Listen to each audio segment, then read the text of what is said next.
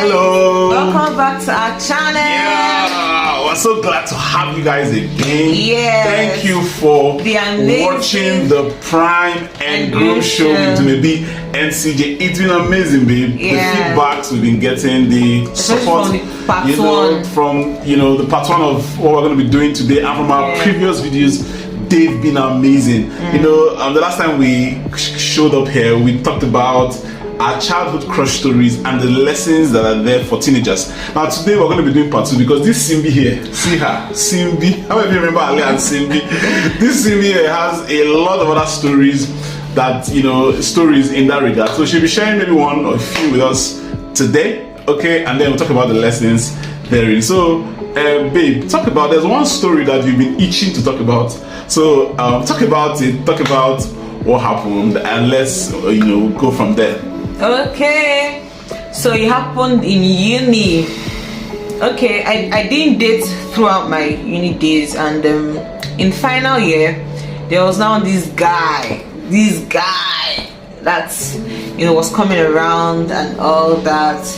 We started flowing, we started gelling well, and my friends and classmates even knew him.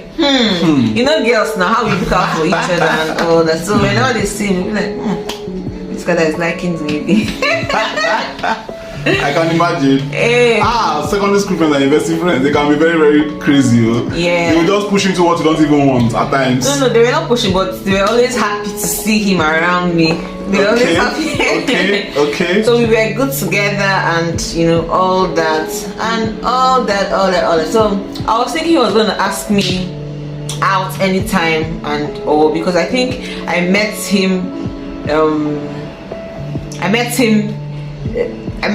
just when I just entered 400 level, and it lingered on till we were almost done with school. We had done exams and all that, and there was nothing yet, and that. So when we were preparing for our convocation, so he opened up that he liked me, but he sees me as someone who was secretive, that there was someone else in his life at that time. So he was trying to compare, trying to know who to go for, the best person to go for. So me being innocent, me being naive, and feeling that I had understood love at this point, because I felt that I was probably ready for a serious relationship. Okay. Because secondary school, of course, there was nothing there, and I felt I was done with school, that I was ready for a serious relationship. I even told my mom about it, that they should help me pray. Their daughter don't find man. Man, when they look your face.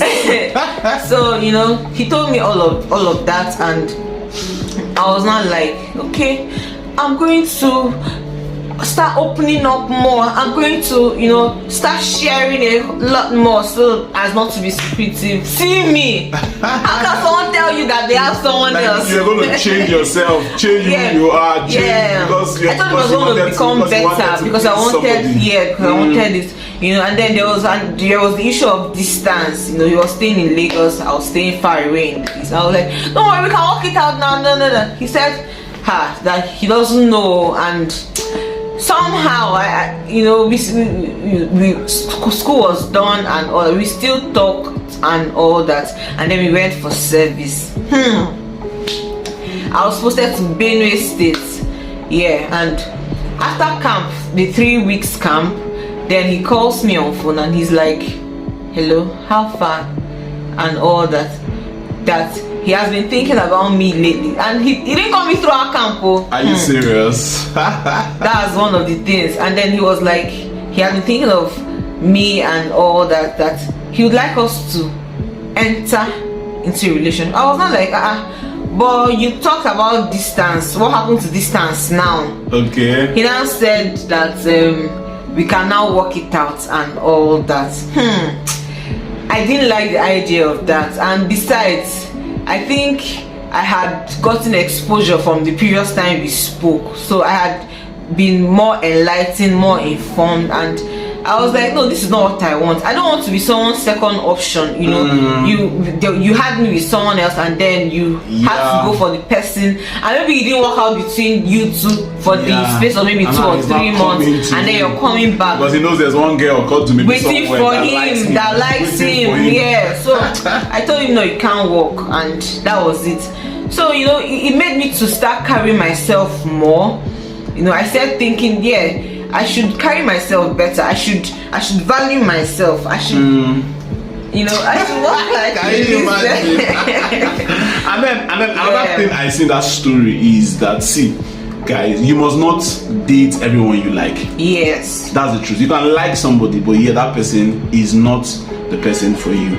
You can like somebody and yet two of you don't share same values. Because love is just beyond loving someone. It's beyond just the butterflies. Okay, love is commitment. Love is passion. Love is emotions. Love is time.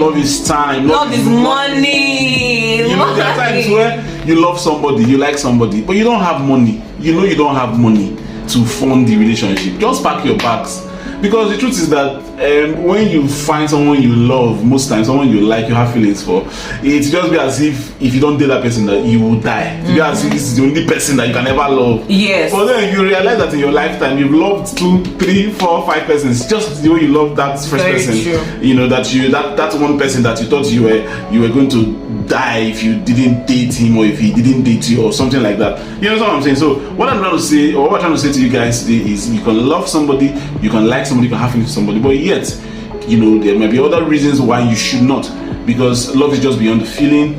Love is a whole lot more. It's more about values. Okay, yeah, you don't share same values with somebody. Why should you even, you know, be committed? Why should you even? Because if somebody can, that's what happens when you see people saying, he hurt my feelings. I had feelings for, but he hurt it. Yeah, because you can have feelings for somebody, but the person does not see life from your perspective. The person does not have the same paradigm, same perspective, point of view to life as you. Don't you always be fighting, quarreling? Do you love each other? Yes. Do you love him? Does he love you? Probably he even does.